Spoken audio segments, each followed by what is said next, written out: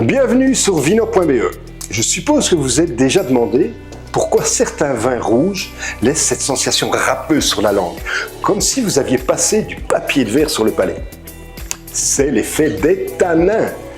Les tanins, ce sont ces composés naturels présents dans le vin. Ils interagissent avec la salive qui est notre lubrifiant naturel en bouche, ce qui provoque cette fameuse sensation d'astringence, de sécheresse.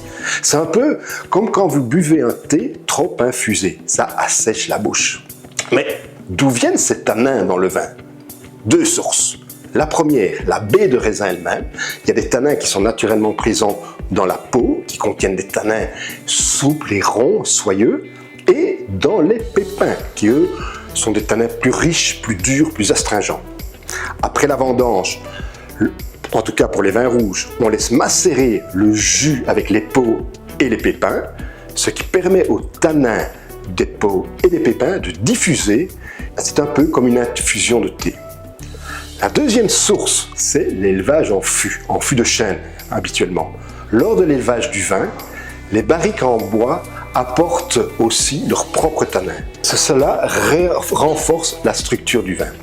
Mais alors, vous allez vous demander, mais à quoi servent ces tanins? En fait, ça joue un rôle fondamental.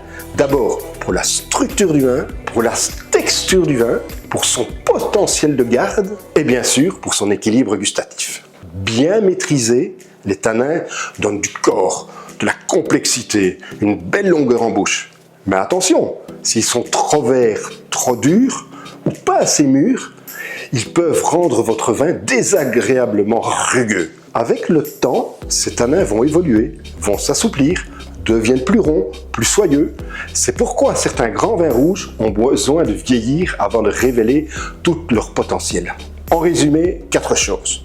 Les tanins donnent cette sensation râpeuse sur la bouche.